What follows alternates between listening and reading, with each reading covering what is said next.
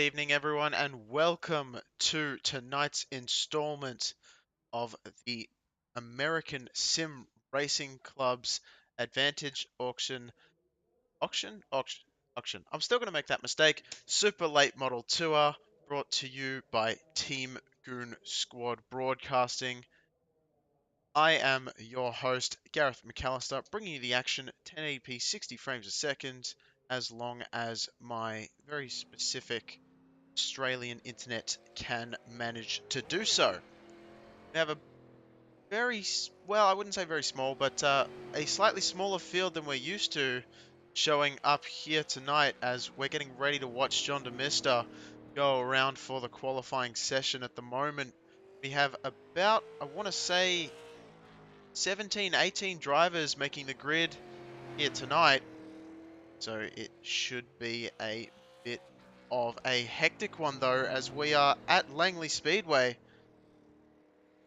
for a very, very small amount of time, 120 laps. Langley Speedway, 125 laps for the feature race, excuse me, and 8 laps for each heat race. We are at Langley Speedway, which is only 0.39 of a mile, so a very, very short track indeed. Hayden Swank just finishing off the pole there for qualifying at the moment. I believe everyone's qualified very, very early on. Don't think anyone is saving their qualifying time for much later. As we scroll through a few of the drivers, Tim Rogers, Nick Fleury we were looking at just before, Charles Darling. He's been one that's been absolutely desperate for a win. The driver's desperate for him as well to get something going.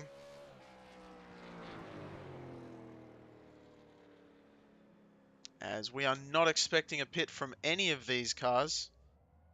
These super late models should definitely be able to go the distance. Zach Isa?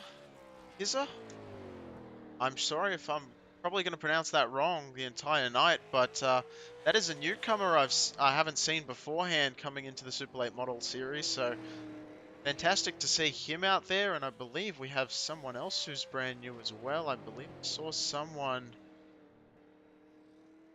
just earlier, Nathan Henry. I can't remember if Nathan Henry's been around for a little while or not, but potentially a newcomer as well. So great to see this one keep on building up and more people showing up to catch these big events. But yeah, 18 drivers, a very, very small track. It's almost a continuous left-handed corner as there's not much going on. Eric Hahn, the lone car out on track at the moment. Looks as though he's coming to a stop as well. So qualifying just wrapping up. Swank up front with Payne in second position. And we're going to get ready to go for our first heat race of the night. So single file restarts. And I apologize, this has been a bit hectic as I have started a little bit late. But we are going to have a nice grid come here for you tonight. So we're going to have Donovan McDonald, the lone Canadian that we see week in, week out. He's going to be starting on pole for this heat race. Eric Hahn starting just behind in the second position. Third place is going to be Donovan Carty. Fourth place in the second row is going to be Michael Sturgill Jr., also looking for a first win, as well as the aforementioned Charles Darling and Hayden Swank, who is currently second in the championship standings, only 14 points behind Andrew Payne. So an intense championship battle heating up. We are on race 7 of 12 here in this series at the moment.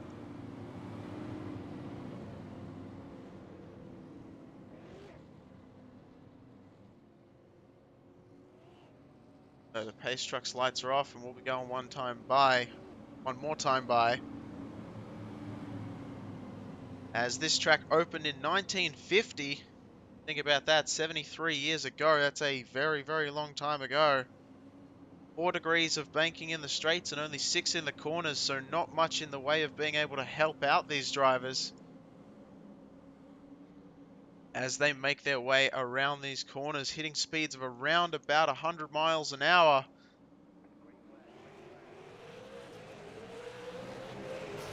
Green flag is out. Eric Hahn takes the position straight away. Sergio Jr. follows through as well as Hayden Swank. Cardi on the high side is dropping all the way back now. And is going to drop back behind the Canadian of Devin McDonald as well. It looks like Eric Hahn was also stuck out there, and Eric Hahn gets turned a little bit by McDonald. That's going to bring out the very first caution.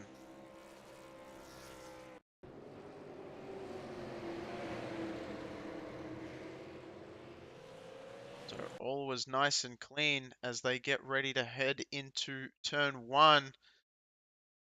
Eric not seemingly knowing that Devin was there, collecting each other as well as Carty coming through. So a little bit of damage, well, a lot of damage really, on the front left of that 711 machine.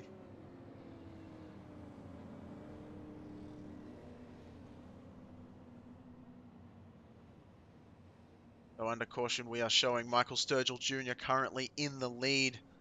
Hayden Swank, Charles Darling in second and third, followed by Carty, Hahn, and McDonald.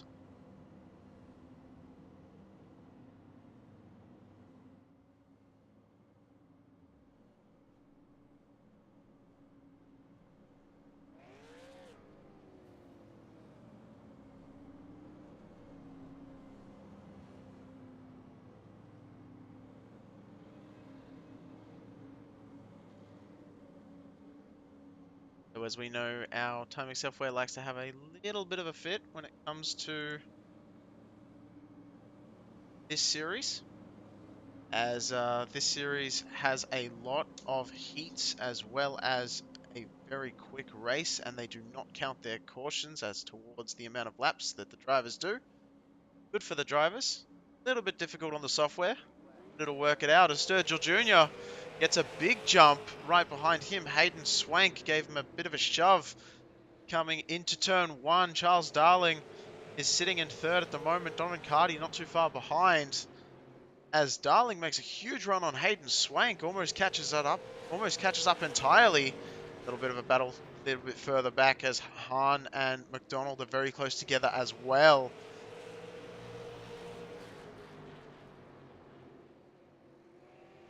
As these three have really gotten away a little bit from Donovan Carty. Here we go back for the battle for fifth place. Hahn and McDonald almost getting side by side as McDonald sort of thought about throwing it in deep, decided against it. And Hahn with a fair bit of damage on that left front there. I'm sure they'll be able to get that beaten out and ready to go for the race. Good thing being in Heat 1. You know that your pit crew has more time to get any repairs needed before the final event, as we've got some chaos going up front. Sturgill Jr.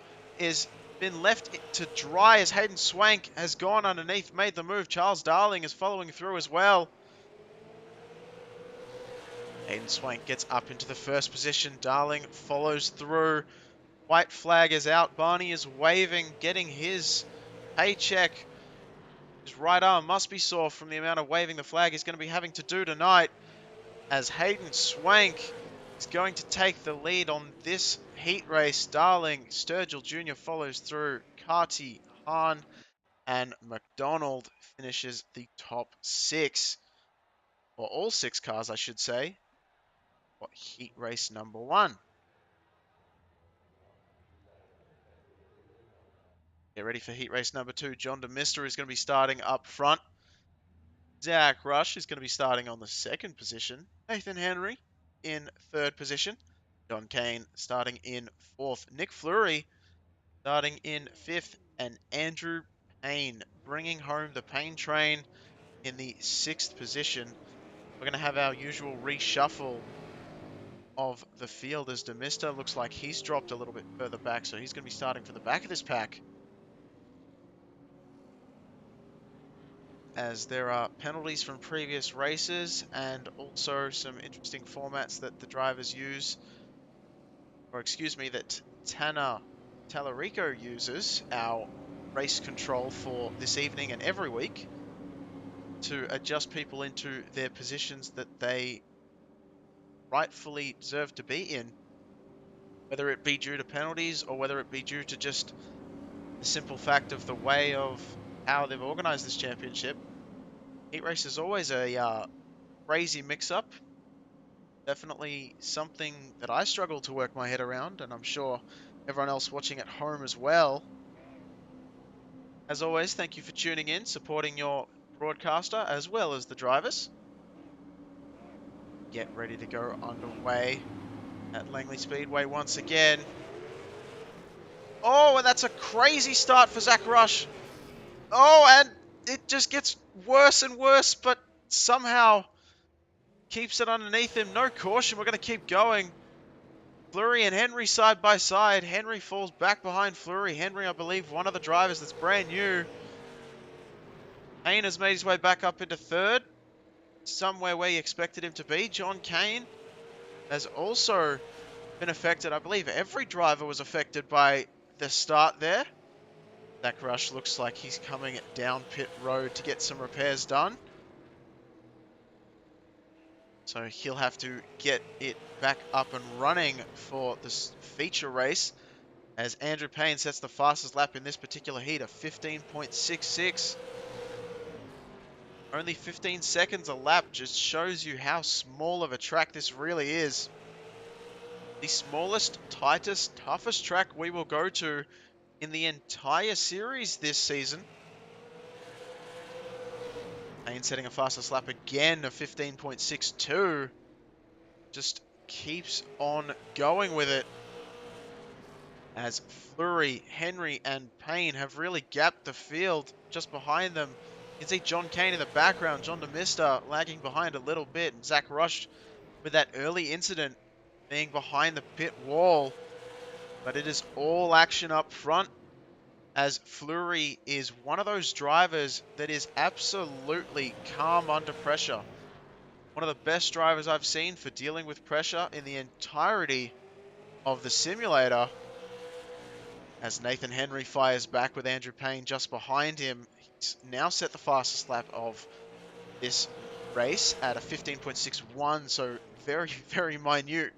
But that minute difference can make the difference as Andrew Payne gets to the back of Henry just a little bit there on exit. Fleury is going to take the win. Barring any shenanigans, there is none. Fleury, Henry, Payne tried something else at the end, couldn't do it. Payne, DeMister, and Rush be the results of that one. And Heat 3 coming up now. No time for a breath for your broadcaster,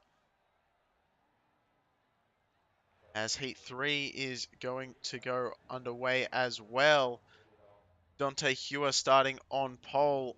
David Payton is going to be starting in the second position. David Hoffman in third. Zach Heiser in fourth position. Tim Rogers in fifth. And Ron Hart rounding out 6-car grid for this one. So heat number 3, and I believe your final heat for the night. As I said, these are only 8 laps, and we've already seen quite a bit of intensity. We're going to switch from having only 8 laps to 125 with all of our cars on the grid. And I can do math, and I can tell you that it is going to be 18 cars.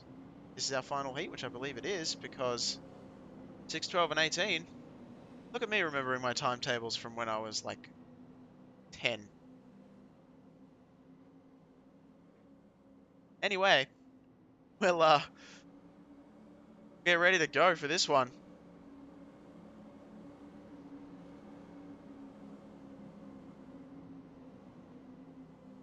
It's Hewer, Payton, Hoffman, Rogers, Hart, and Heiser. Heiser looks like not out on the grid at the moment, so deciding to go down pit road for some reason. I'm not sure. There's a little bit of a checkup there from David Payton.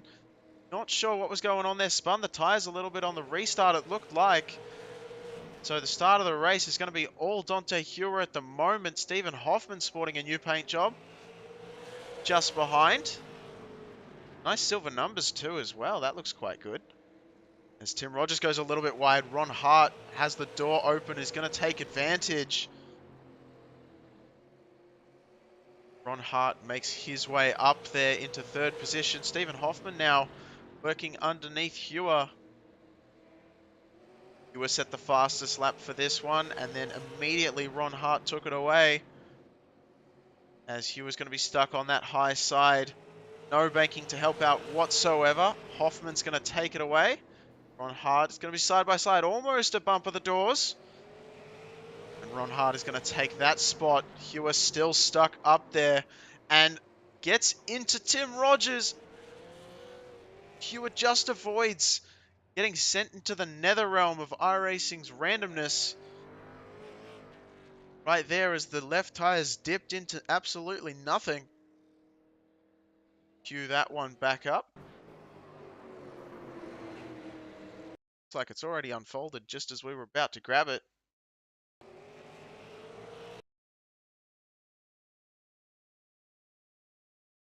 So here we come. We're coming into turn 3. Just looks like, yeah, looks like Hewer was trying to pin Rogers down as much as possible. And Rogers didn't have much more track than he allowed. That's just two cars coming together. Peyton makes his way through without an issue. Rogers gets it back up underneath him pretty easily. And all is good. Get ready to go back to green pretty damn quickly as Stephen Hoffman takes a jump, but Ron Hart predicted it perfectly. Ron Hart takes the lead into turn 1. Hoffman is not going to be happy about that, but Hoffman has nothing to do except watch and let Ron Hart take it away.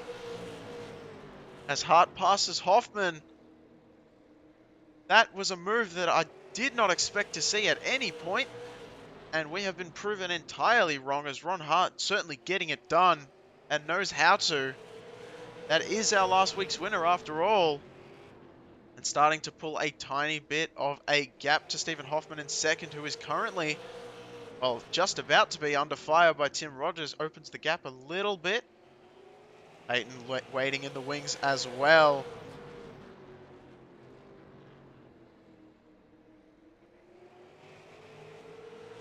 So Ron Hart looks to take this one home and does so. Stephen Hoffman, Tim Rogers in a tight battle, but Hoffman's going to hang on to it. Rogers in third.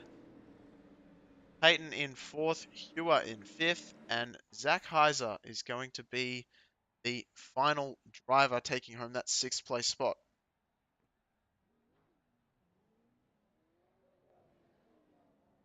So, warm-up begins as we finished the races and we get ready to get any repairs needed to any of these cars.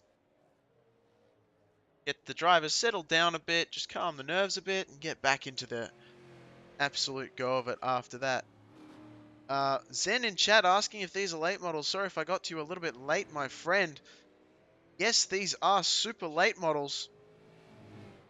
These cars look very low down to the ground. You would think that they've got a lot of downforce, but they are anything but grippy. And these drivers are somehow able to make them stick to the road as much as they do.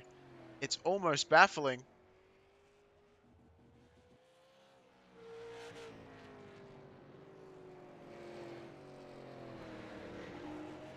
So, as I like to do when we've got a little bit of a warm-up, I'd like to give you a tiny bit of backstory. When I say backstory, a tiny little tidbit of information here.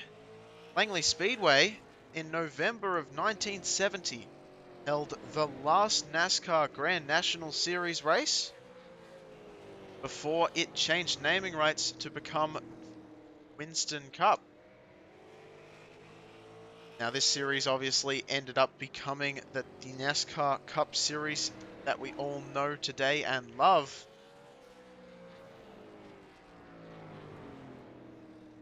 NASCAR's top division. So, This track, certainly no stranger to seeing its fair share of top-level driving. Unfortunately, it has been a little bit of time since those days as cars continue to get faster and the tracks that are very, very small, very old, unfortunately, just get left behind more often than not. It's almost like a small town, like that scene in Cars.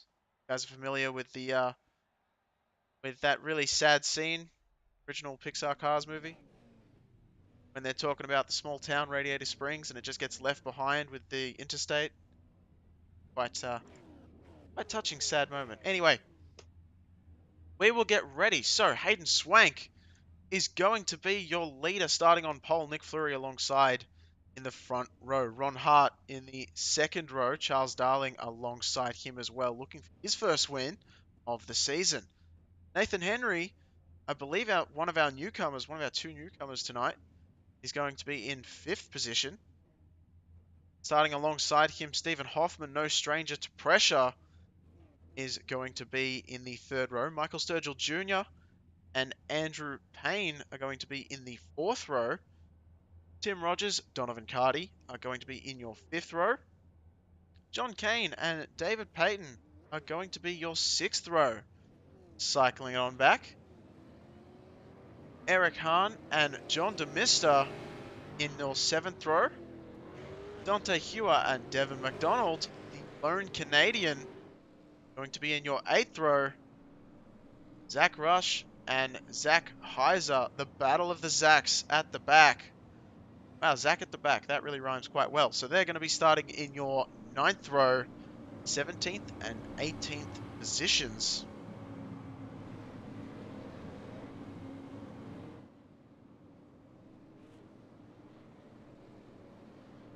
So one more time, we'd like to give a shout out to Advantage Auction. Thank you very much for jumping on board with the ASRC Super Late Model Tour as our series sponsor going through to the end of the season.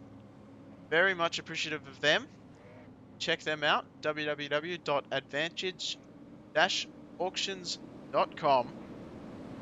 We'll find some great deals on a whole bunch of wholesale items as Nick Fleury and Hayden Swank take it in stride. They're going to be side by side heading into one.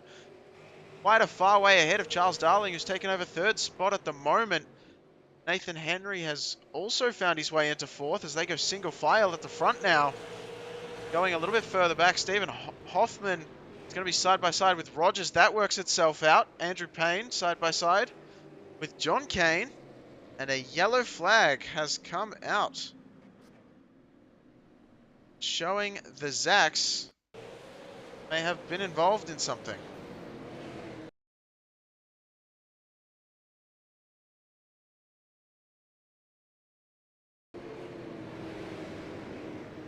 So there they are, the two Zacks next to each other. Oh, three wide at the back, Ron Hart on the inside. Zach Rush in the middle. Zach Heiser on the outside, and three wide. It's such a small track, is not going to work. And up and over goes Rush. Oh, that's a harsh hit. And gets sent to the Nether Realm. So that's something you don't see every day. As the iRacing gods have decided that Zach Rush, his machine was going to be sent outside the track and decides nope. So sends him back to pit road, whether he wanted to be there or not.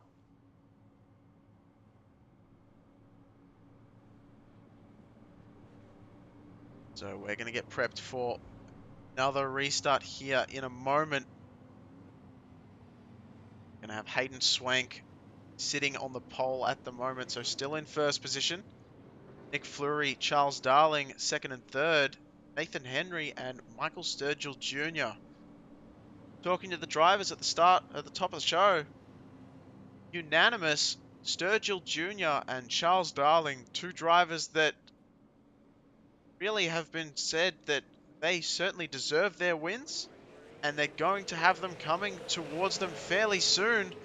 hopefully tonight, as Hayden Swank gets a nice jump in front of Fleury, who checks up the field behind him by quite a bit. Sturgill Jr. trying to make a move on Henry, nothing doing there, as they're going to fall single file because we restarted single file. All the way back now. At the moment, these are the closest two cars, although you wouldn't really know it from seeing them so close together all the way through the oval. Virgil Jr. still preying on Nathan Henry. Welcome to the show, 59 machine.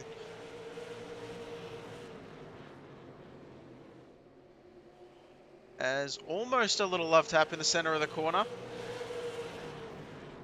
You can see these super late model machines are very, very difficult to control, especially on the exit of the corner. A lot of power, but a lot of weight as well.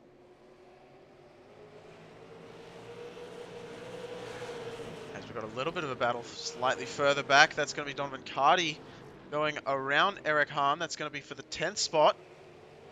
On under fire from Hewer. Hewer gets run into by Peyton. Just a small little love tap on the corner. Nothing major.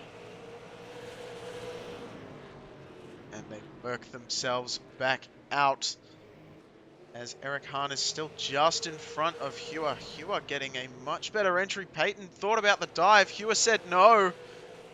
Monster block from Hewer. And Peyton has had enough and sends it down the inside.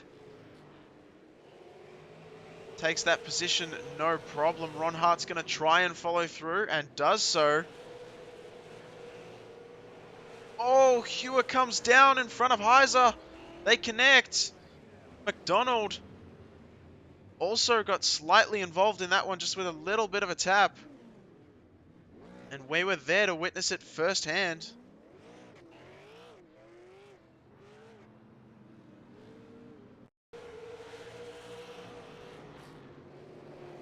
As we watch this one unfold once again. So Hewer tries to come down and make the gap behind Hart. Heiser was there. No gap to be found. And both of them spinning away in front of McDonald. Thankfully, the 13 of Heiser locking up the brakes, making sure not to get involved in any more mischief. And that would have been utter chaos had he not jumped on those brakes, as he would have gone straight into McDonald. And that would have been bad for everyone involved. So great awareness from him.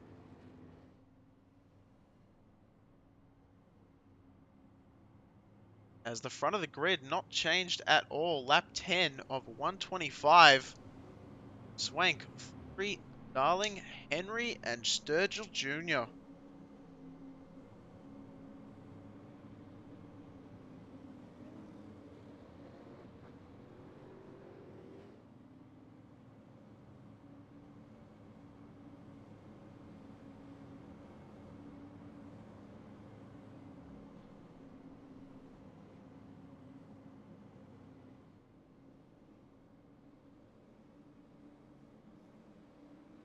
Pace truck pulls off, makes the hard left turn. Swank gets a nice launch. Fleury also a nice launch. Darling goes for a little bit of a curve hop there. The exit to pit lane, not exactly the most favored thing. There is a curb all the way around pretty much the entirety of the track. And while it's not high, it's high enough to unsettle, especially these machines. Very difficult to control. Certainly we are watching some of the best in the business as Heiser goes side by side underneath Hahn and takes that spot away. So Eric loses a little bit of a position. Slightly further up front, Andrew Payne has made short work of Hoffman as he's made up 7th position. So Payne on the charge that we're so used to seeing out of the 93 machine.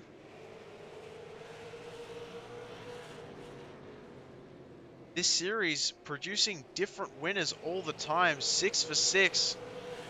Hoping to make it 7 tonight. I'm sure some other people like Hayden Swank, Nick Fleury, Andrew Payne, all deciding that they do not want a new winner. They want to win themselves, which you certainly can't blame them for that, as Peyton looked almost underneath Donovan Carty. Carty left the door open quite wide, but Peyton unable to do it. And Ron Hart, not the form that we saw out of Ron Hart last week when he took the checkered flag, but potentially playing the long game. You never know with these drivers. There's always a lot of strategy in play and a lot of fantastic driving. These tracks, very one-dimensional, but I guarantee you that these drivers are going to make it more than that, especially when they make those very gutsy moves.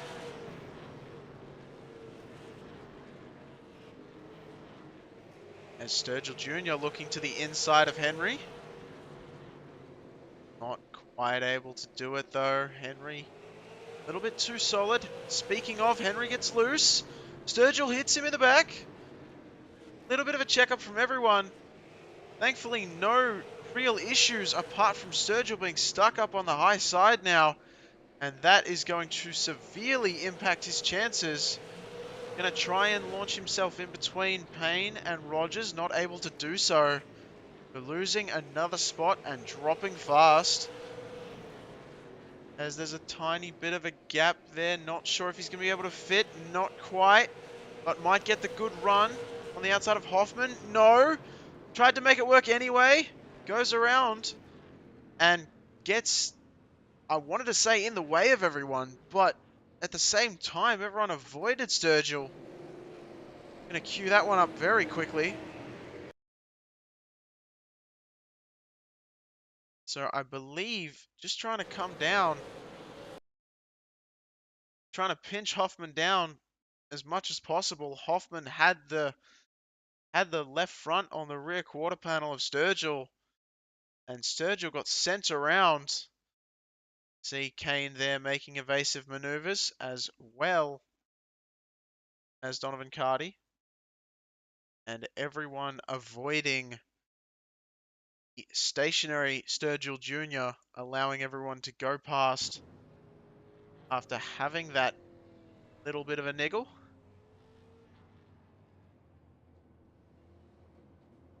Sturgill Jr. comes to a stop in the box to get some repairs or something worked out there.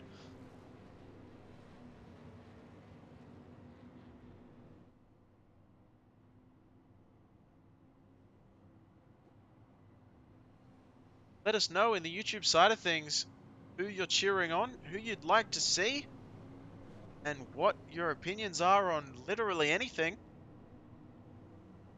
I'd love to hear from you, and we put the show on for you after all, so yeah, thank you very much, and even if not, I hope you're enjoying the action, as there has been plenty of it the first 22 laps of this one.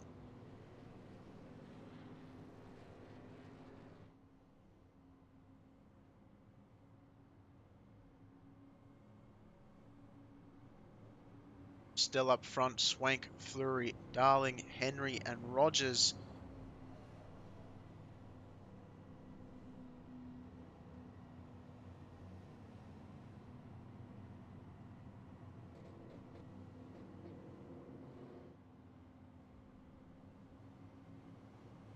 So as I explained the other week, just in case you were not able to hear it or see that show in North Wilkesboro, the live timing software will keep ranking up the names because under caution laps do not count in this series towards the overall lap count. And so live timing has to keep on updating the drivers in their positions as if they've gone a lap down rather than continuing on. That is why you see all the names jump around all the time, but at the end of it, we'll see as we go to green, it will be sorted out the proper way, as Swank, Fleury, Darling, Henry, and Rogers are indeed your top 5. Swank taking the green flag and taking it decisively. Fleury almost under fire from Darling straight away, as Darling thought about doing something there, unable to do so, which means he's going to have a little bit of a momentum loss against Henry just behind.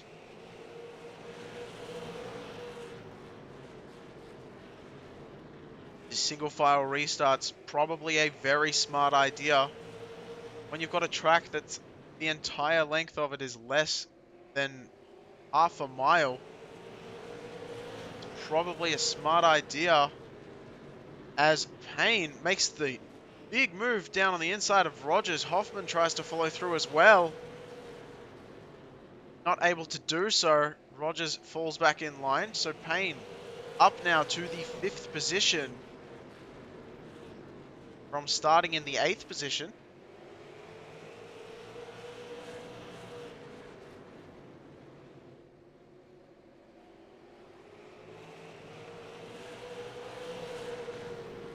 And Payne looking to the inside now of Nathan Henry.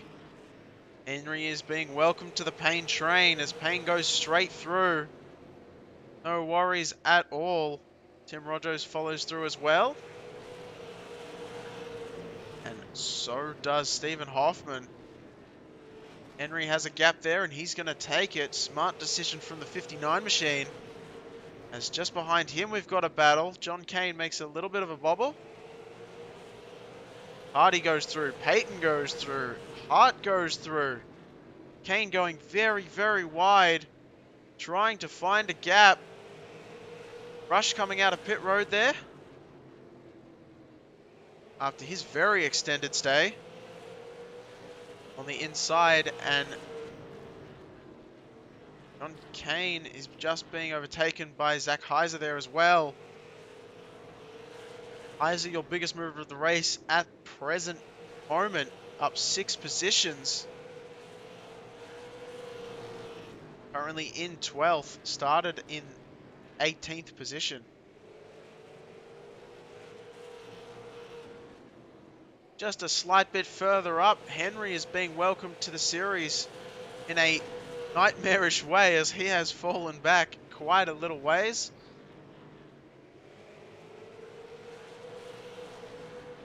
And falls back into the 10th position now.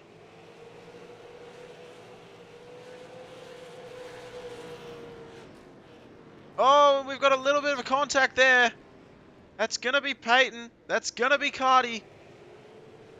No caution comes out, unbelievably. Cardi all the way on the infield. Gonna have to make his way across very, very bouncy grass. And does so. Gonna be right in front of the leaders. Smartly stays down on the inside. So he's gonna be on the access road. And I believe has fed back up to the field now. So he's going to be in a whole lot of hurt after that little contact with Peyton there. So Nathan Henry, John Kane, your closest battle at the moment. As Kane sends it up the inside, Henry gets a little bit loose on the high side. Hahn sees the opening, tries to take it. Has a bobble himself. Sturgill Jr. hits him in the back saying, "Why are you checking up so much?" And Hahn takes it to heart, gets really far deep in there. Hits Henry. Henry goes wide. Sturgill goes through. Payne is trying to go through. Peyton has gone through. I think I said Payne, I meant Peyton.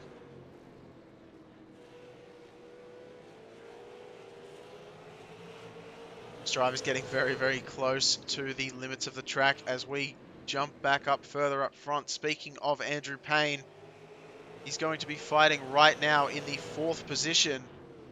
See all 5 leaders under a blanket. Swank, Fleury, Darling, Payne and Rogers.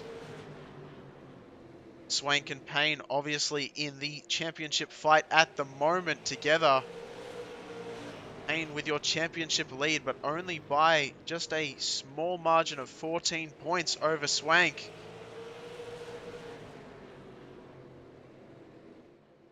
consistency is key, but you cannot rule this out. Regardless of wanting a good finishing position, drivers want to get the win. It is the nature of a racing driver. Sometimes that comes into calamity. Other times it will pay absolute dividends. As Tim Rogers tries to go underneath Andrew Payne, as Andrew Payne leaves a little bit of a door trying to open in the entrance, trying to get as much of an exit as he can. Catch up to Darling.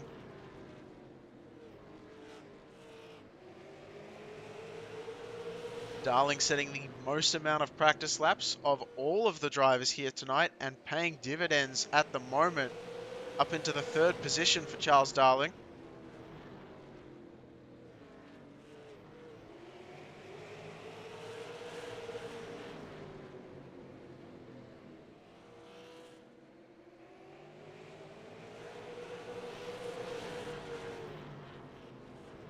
Payne and Rogers both triggering the entrance to pit lane warning there.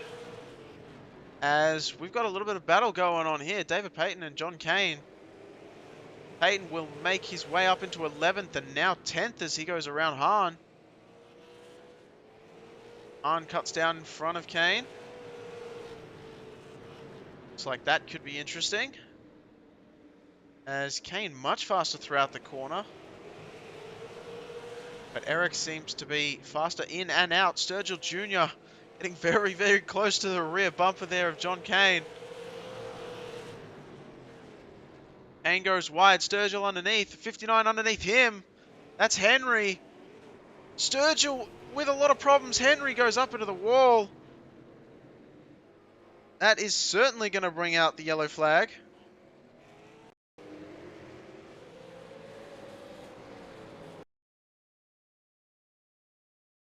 So Henry tried to go underneath Sturgill as Sturgill was going underneath Kane.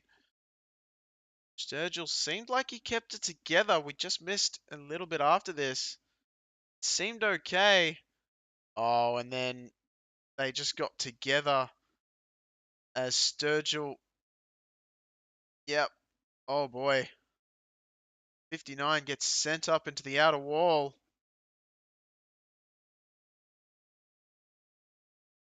Going to have to sit there and let everyone by.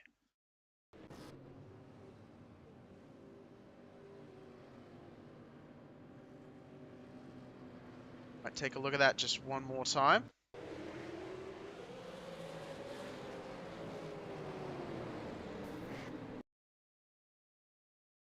So yeah, it just looked like Sturgill Jr. checked it up, got it back dialed in, but didn't lose any spots. Tried to come back down to where he was. And Henry was already there trying to make his way through. Just, but clobbered in the process.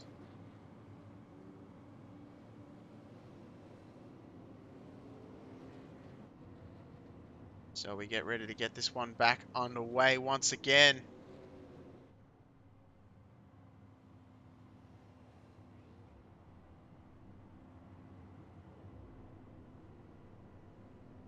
Swank out in front, Fleury in the 2nd position, Darling in 3rd. Payne worked his way up into the 4th spot, and Rogers has also worked his way up quite a bit to be in the 5th position as well.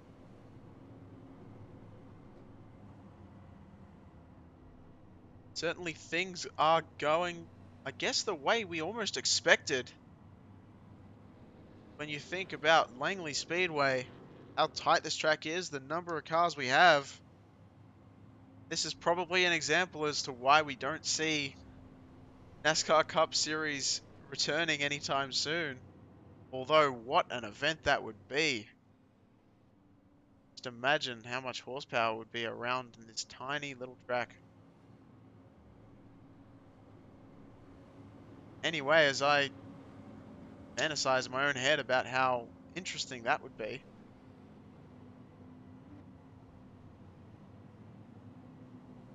Swank is almost playing friends with Nick Fleury at the moment. Checking up a little bit. Fleury wants to get right on that bumper. and pace truck is going to down very, very short, very slow pit lane, and does so. Swank gets that nice jump as expected from the lead driver. Fleury gets the second position underway. Darling right behind though, not letting him go.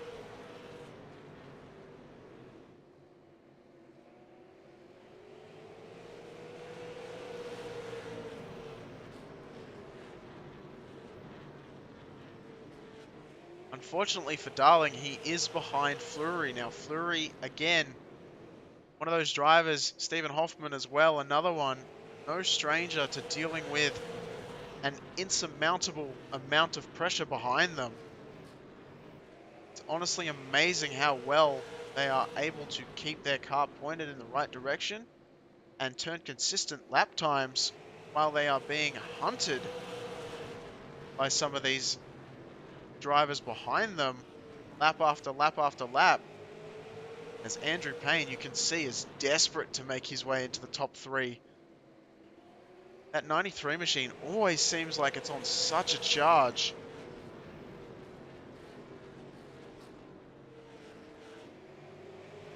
And definitely desperate to want to catch up to Swank in the first position, as the two of them in a very tight championship points battle at the moment.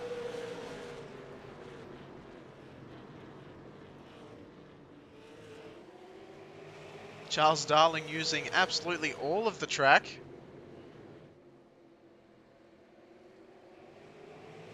Payne using even more so the exit of 4.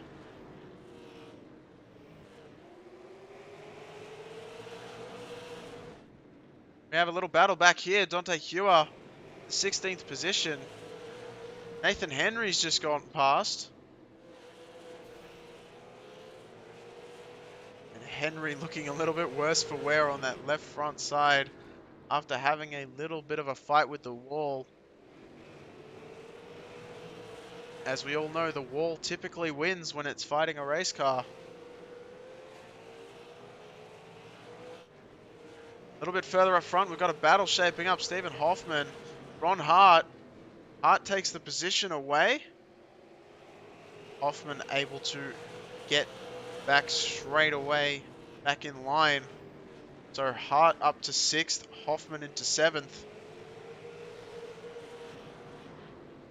As we go slightly further up front, because Fleury, Darling, Ain are all very, very close together. As expected, they've actually caught up to Swank now. Swank not too far ahead either.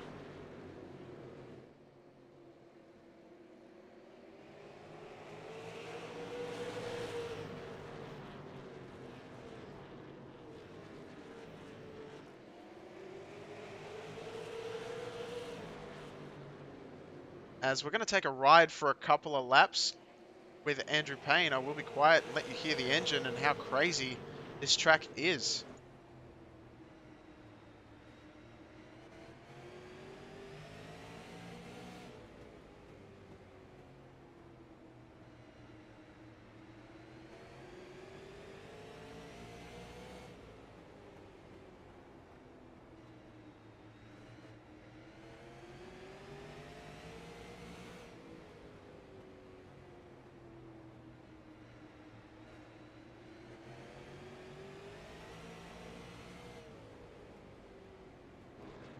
So you can see there, pretty much a continuous radius corner, as there is no rest for the wicked here.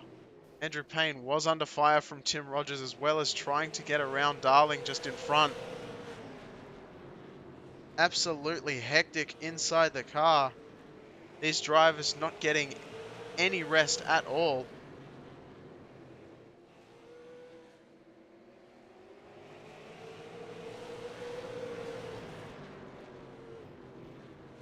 And you heard just how much they are off the throttle.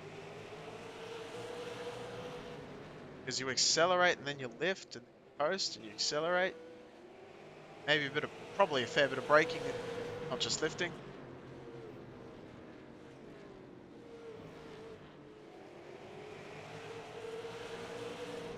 As Payne looked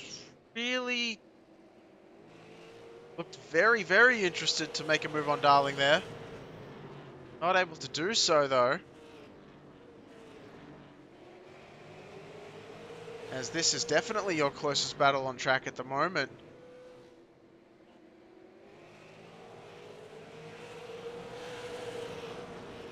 The top six have really stalked away from the rest of the field. Swank, Fleury, Darling, Payne, Rogers, and Hart.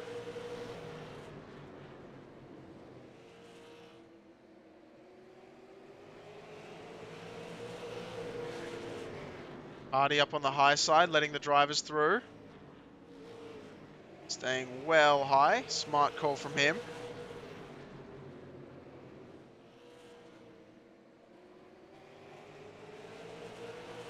So in this top six, 4 of them have wins to their name. Oh, Payne gets into Darling. Darling gets into Fleury. Payne gets checked up again, and around he goes. Oh, we've seen that happen to Payne far too often, where he's having a fantastic race, and then something just goes wrong.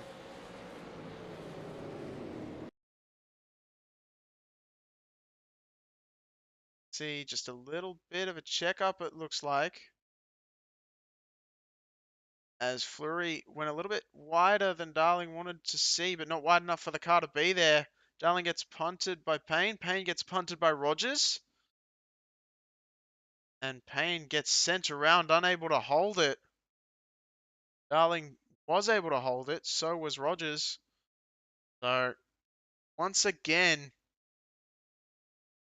the Payne train is going to be stopped at Station Spin. I tried my best to make that one work, and I don't think it did.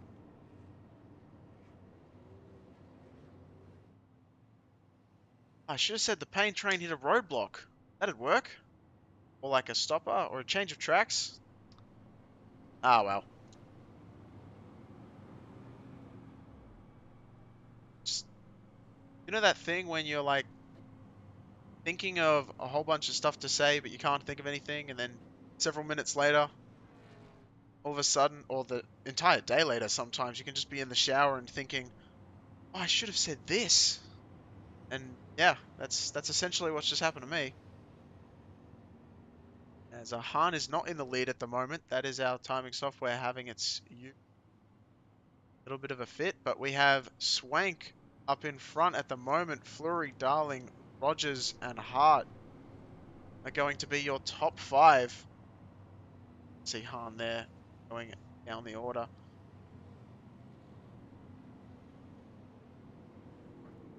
Unfortunately, Brett the Jet Han, one of our previous winners, seemingly not...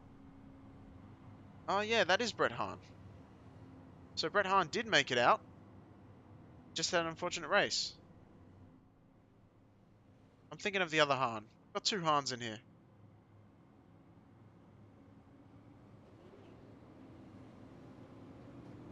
I believe, what I've been told, Brett the Jet is the son of Mr. Han, who is hopefully watching the race if he was unable to make it to the grid. Oh, Eric. Oh, yeah, Eric Han and Brett Han are here. I don't know what I'm saying. My eyesight is playing tricks on me, but yes, they are both here, both racing. So we're going to try and get our brain working the proper way as Swank takes the green flag.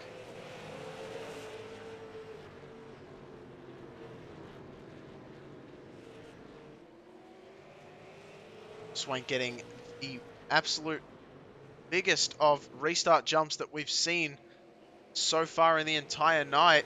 Sturgill Jr. cutting underneath Cardi very, very quickly. Basically, as soon as we went to green, coming up into the 10th position, Payne just makes his way around Hewer after coming out of the pits. And he's up into 13th now. And you can be sure that Andrew Payne will be on that charge that we so love to see. Side-by-side battle as Tim Rogers is under fire from Stephen Hoffman now. Hoffman takes the spot away. Peyton is going to follow through. Devin McDonald is there as well on the inside. Rogers is going to have to let him by and feed into that gap, and does so. Oh, and might do the over-under. Able to get it done on Devin McDonald. Absolutely amazing stuff. McDonald almost has Heiser coming out of nowhere and spinning the rear end of that one.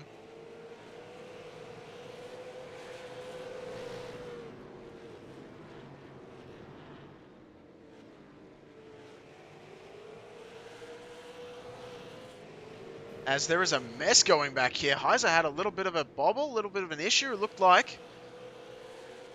And has checked up the entirety of the field. They all went every which way, left, right, left. Zigging and zagging, bobbing and weaving. And all made it through unscathed.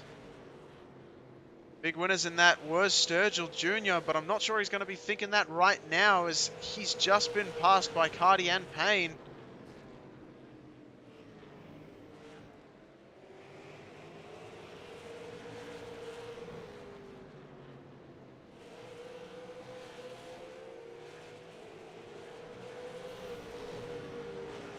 As Sturgill Jr. continues to struggle on the high side there. Brett Hahn made his way through. So Brett the Jet takes that spot away and goes up into 11th.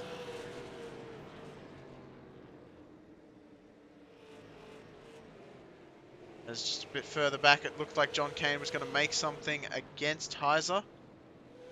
Not able to do it though. Falls back just a little bit. Battle for the second position. It's very, very close for a split second, as Darling was making the move on Fleury. Unable to do it though, coming out of turn 2. And Fleury continues to hold second position and hold it well from a very, very intense charging Charles Darling.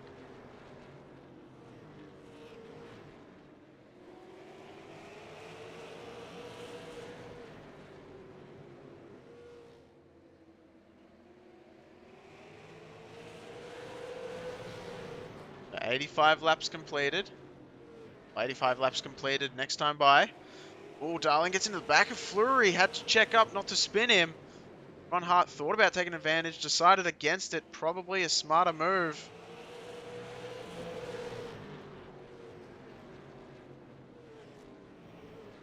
As Darling is getting a lot more apron than Fleury is, which is compromising his exit. However, making him a lot faster in the middle of the corner. Darling a bit of a check up there. Ron Hart trying to take advantage. Big battle just slightly further back for 5th position. Hoffman got moved out of the way, and I don't mean physically. Peyton and Rogers just sent it through and found that position. So Peyton currently in 3rd in your overall standings, and showing that he's deserved that 3rd spot at the moment.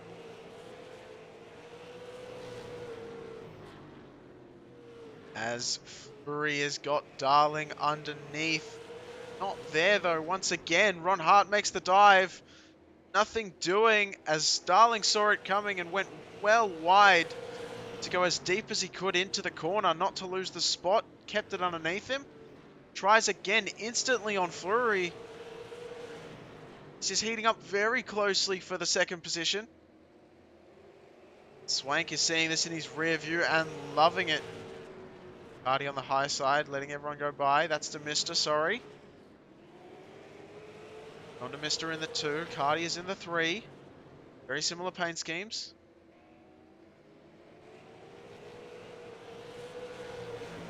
Fleury in the 25. Darling the 88. Ron Hart the 51.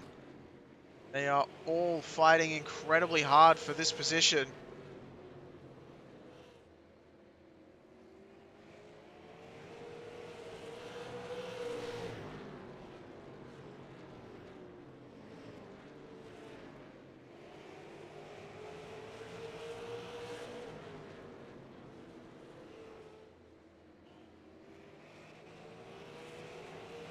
So the 51 very nearly there, clipping the inside cone for the entrance to pit road. That was very close indeed. Oh, and he's made the move! Ron Hart has made the move on Charles Darling. Had to check up big time, trying to send it through. Darling says no. Able to keep it underneath him. That has allowed Peyton and Rogers to climb up and be right behind Hart now.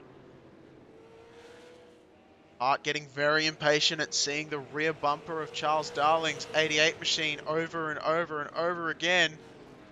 As Darling almost gets into flurry there. And that's going to open the door on the outside, which will be a very impressive move if Ron Hart can make that work. Not able to do so. Thankfully doesn't lose a position, stays in line.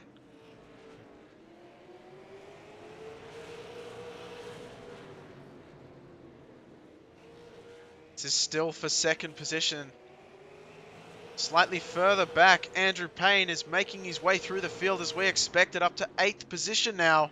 All of a sudden, almost out of nowhere, Stephen Hoffman giving him the spot, knowing that a charging bull is coming through in Andrew Payne.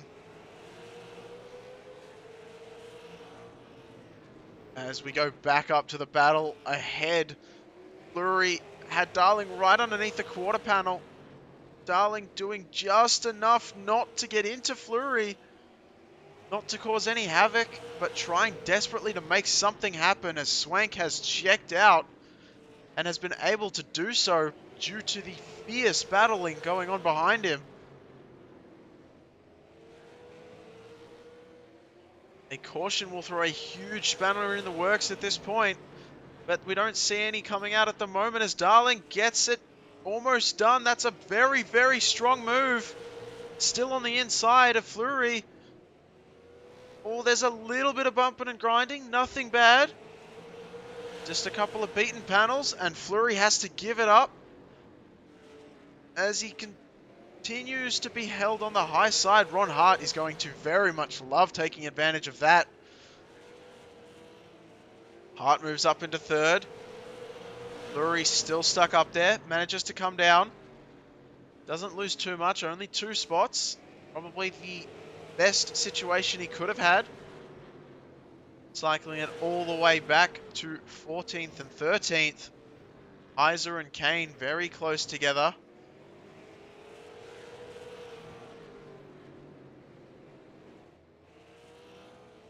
Isa trying something on the low side. Nothing doing though.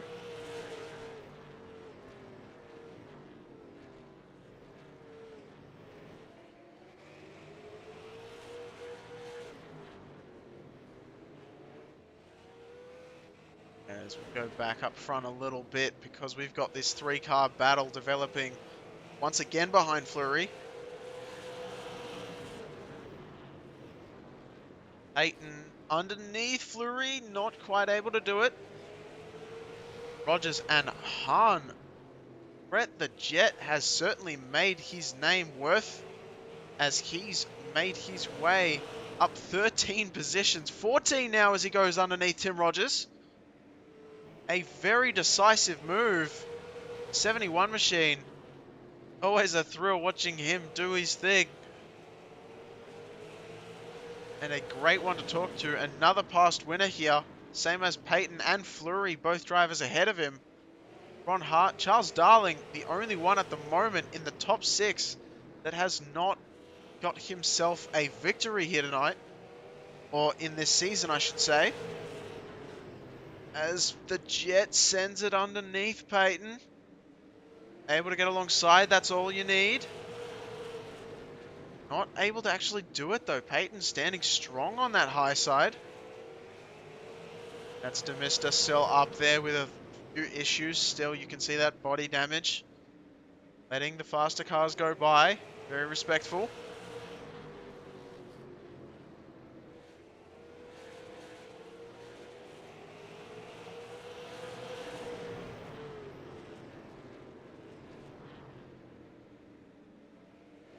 So at the moment, this is where all of the action is. As it's Fleury, Peyton, Hahn, Rogers, and Look who's thrown himself into the mix. Here comes Andrew Payne. The bull with horns is charging, and he is on his way through the field.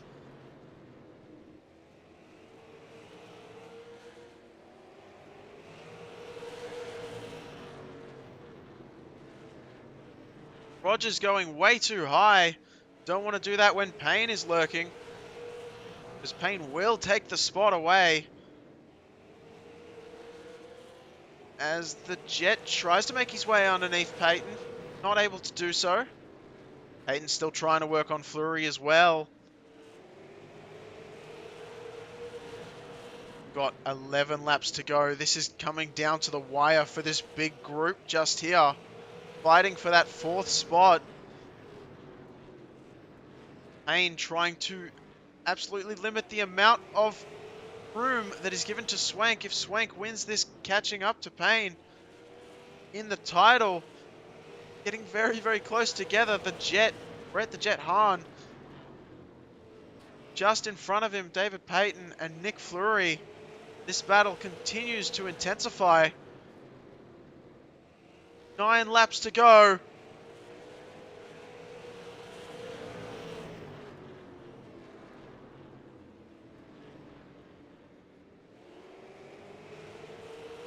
Peyton looks underneath Fleury, not able to do it once again. Oh, Peyton's going to try his luck and use the pick that is Heiser. Oh, not able to do it. Bit of a checkup from everyone. Thankfully, nothing big going down, but the Jet's going to try and take advantage of that one, I should say. Not able to do so on David Payton at the moment. Certainly going to try it again. I guarantee you of that.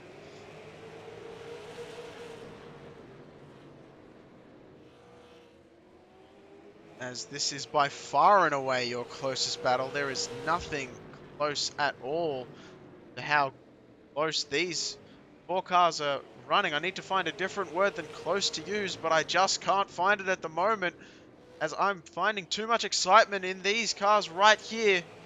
And we have a caution. There it is. Zach Heiser shown up as crashed. Letting all the faster cars by. It's Donovan Carty in the number 3 machine below. Oh, and Heiser just comes down and hits him.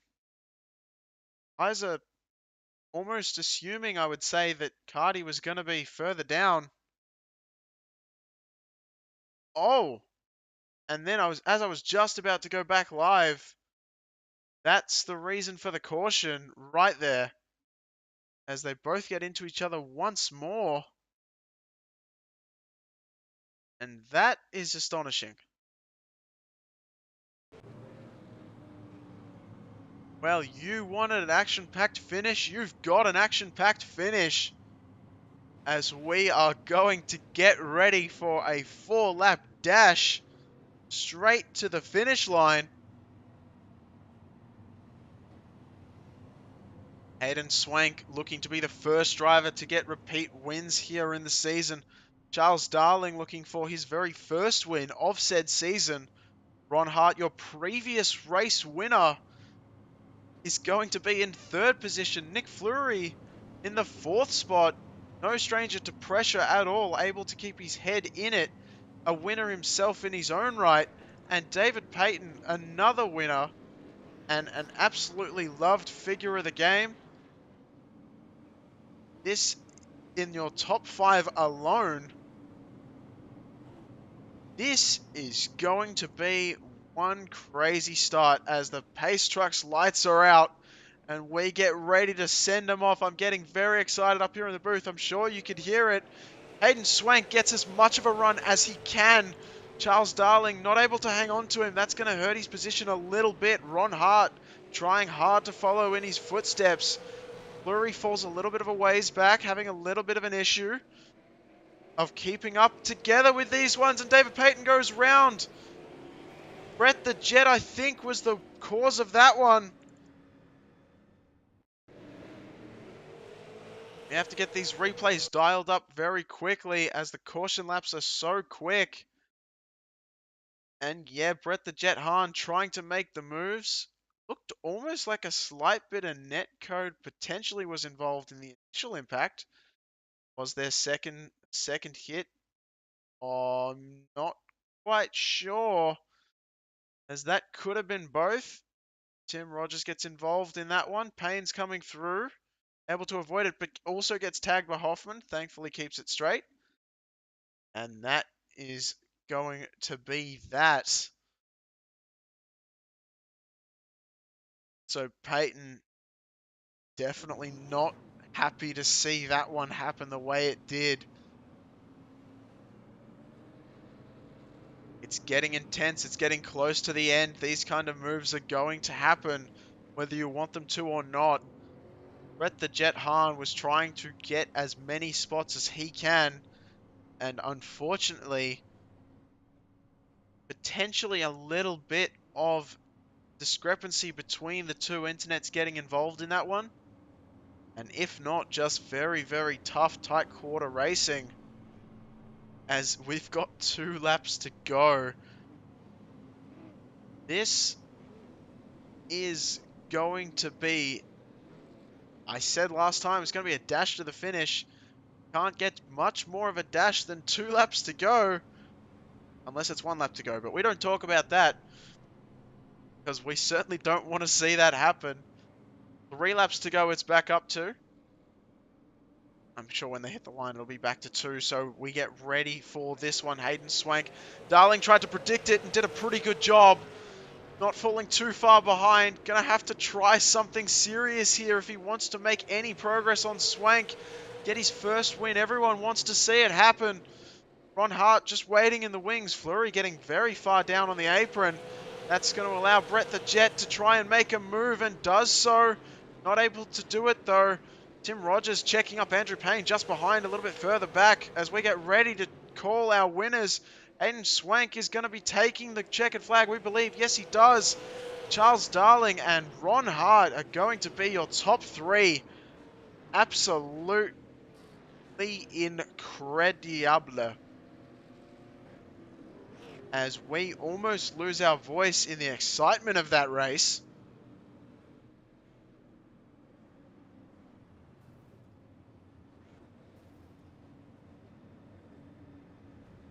And that's something that we probably shouldn't have caught on camera. As Hayden Swank, Charles Darling, and Ron Hart do some celebrations. And rightfully earned celebrations at that.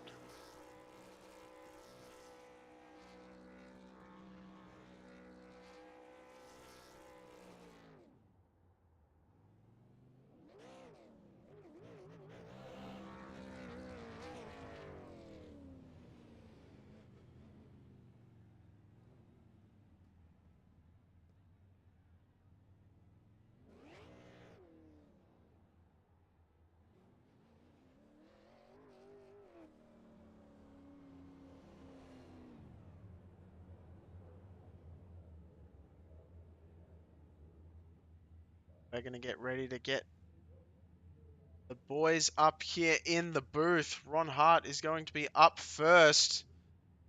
Send him down towards us. Ron Hart, have you got a copy, good sir? I do, man.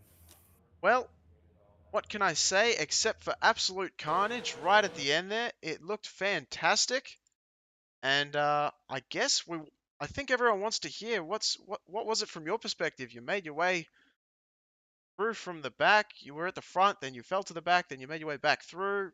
What was it like driving through traffic today? Oh man, it was fun. That's what you get here. Winning last week, you get to start last this week, so kind of you get poison for it. But it's a tough place to pass, man. So to get from 18th to third is pretty good. Didn't have to move anybody to do it. Would have liked to been up one more spot there in that last restart to have a real chance, but I think I had enough speed to get up there and race for the lead. Just could never get up there. Needed a few more laps, I suppose. Yeah, it definitely looked like you were sort of sending it though on some of those cars. It just seemed like it was so hard to pass unless you really dove it in there deep in corner entry. Yeah, this little place like this, it's flat. Everybody's fighting for the bottom.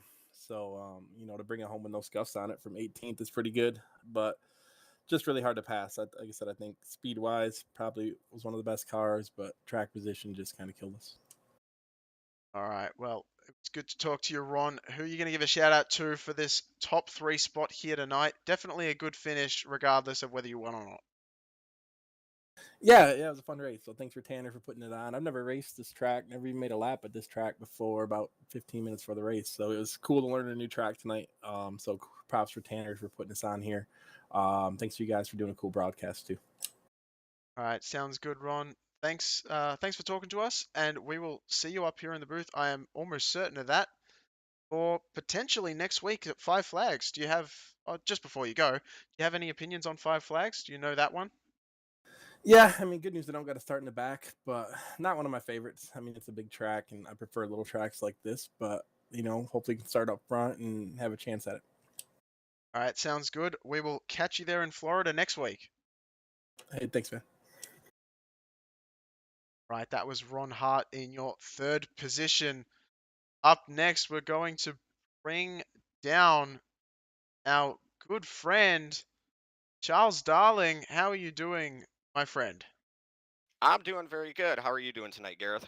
I'm doing absolutely amazingly. I gotta be honest, that was an incredible thing to see.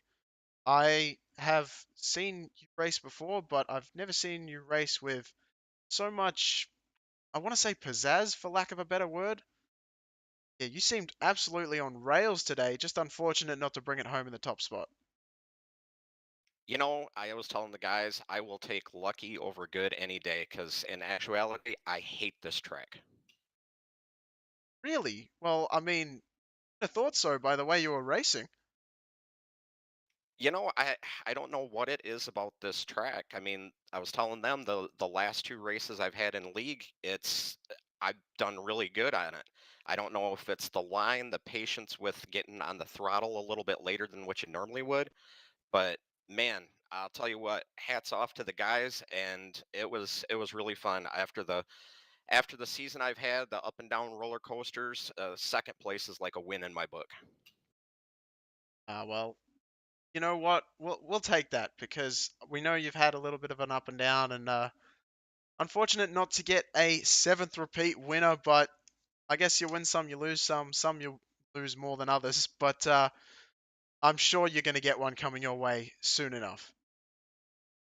God, I hope so. It seems like it's been forever since I joined ASRC, and Tanner and all these guys. They put on such a great show, and the quality of drivers that we have every season is just amazing. And to be running that good, behind guys like Nick and Hayden, and in front of Ron that are, that fat, and Tim that are that fast, and it's just amazing.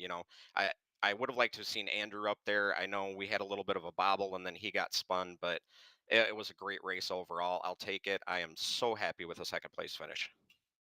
All right. Well, sounds like I better let you go because it sounds like you've got some very exciting plans just from the sound of your voice here. So, who would you like to give a shout out to for the second place finish here tonight? Well, first off, I got to thank my teammates, Zach Heiser and Ron Hart. Zach didn't have that great of a night. Ron came up through the field and finished behind me. And to have teammates in a league for the first time ever is just awesome. And Ron was coaching me the whole way. Kudos to him for his third place. And, after starting dead last and working his way up, got to thank Michigan Auto Racing Fan Club, Birch Run Speedway and Event Center, horsepower happenings. Of course, everybody at ASRC, all of our sponsors, Advantage Auctions, Napa Auto Parts of Charlotte for coming on board. Also got to give a shout out to Northside Towing. Jeff and family just announced that they're going to have their Bob Finley Memorial on Wednesday, July 26th at Corrigan Oil Speedway. And they help us out a lot with Michigan Auto Racing Fan Club and our bowling tournament. So kudos to them. And How Racing Enterprise, and of course the B&C Racing, my wife Brenda. All right. Well, I've never heard a list so long before, but I tell you what, you definitely, I would have to say, probably, like, I don't really want to say this, but I would say you're probably one of the most loved drivers of all of them in there. So we're certain we're going to get you a win coming soon. I'm sure of that. I don't have to cross my fingers. I know it's going to happen. I hope so, man. If it does, it does. If it doesn't, it doesn't. I also want to give a shout out to Mark Welch at race1.us. He did the graphics on my car to make it look like the Bertrand Speedway and Event Center pace car. So thanks to Mark and thanks to everybody. And thanks to you, Gareth, and Team Goon Squad for putting on the broadcast for us. Appreciate it. All right. Cheers. Cheers, darling. And we will see you up here very shortly. All right. Take care, Gareth.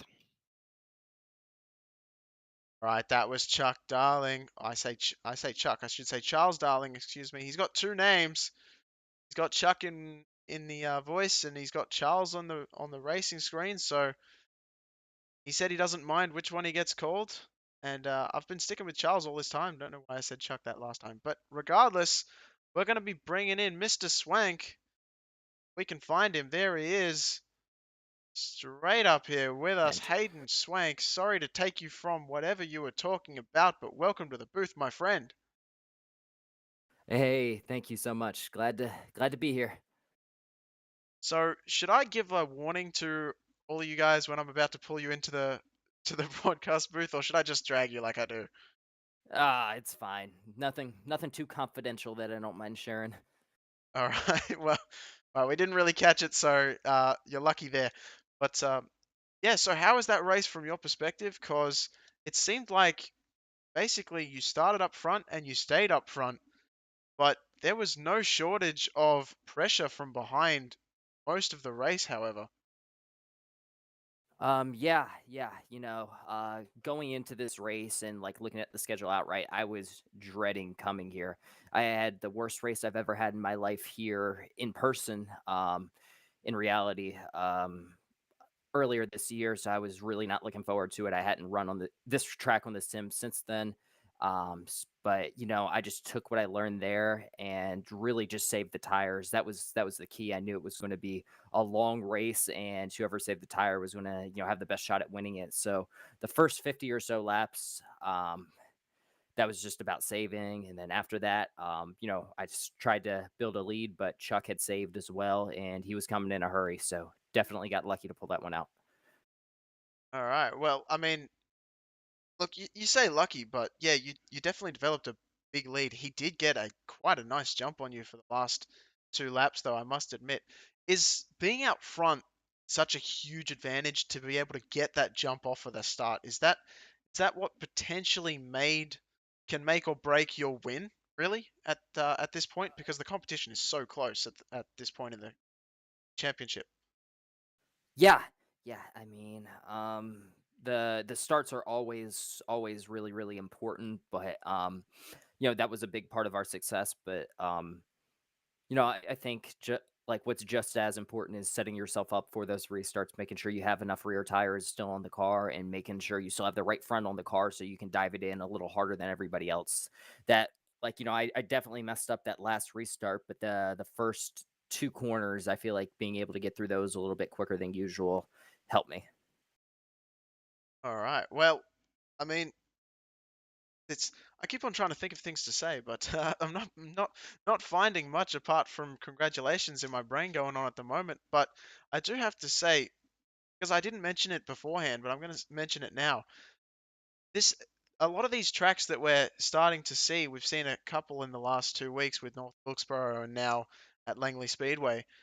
Do you think we should be switching to slightly bigger tracks with more than just one groove, or do you like the one groove sort of? You've got to dive it in if you're going to make that position gain.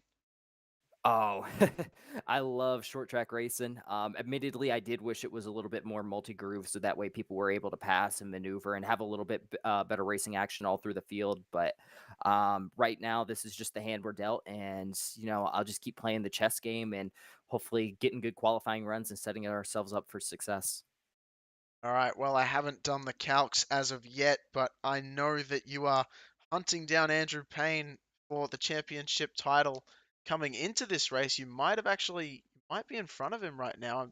As I said, I haven't done the calculations yet, but yeah, that's looking like quite the championship. Do you want to say a quick word on that one? Yeah, yeah. Racing with Andrew this whole year has been a ton of fun. You know what I mean? Like in the practice sessions and in the qualifyings, like we'll both go like one of the fastest times, but then the other will set a quicker time, and we just keep bringing each other's times down, challenging each other. You know what I mean? In that capacity and in the races. So it's been a lot of fun, and we actually did do the calculations in the driver's chat earlier, and I'm going to be 1 point behind Andrew after this race. So definitely all to play for still in this championship, and it should be a battle right down to the very end. It's looking incredible. So we've only got 4 races to go, and as you heard, folks, 1 point in it. So absolutely astounding stuff happening in this championship at the moment. First repeat winner, Hayden Swank. Take it away with any sponsors, family, friends that are watching. Who would you like to give a shout out to for your second first place victory?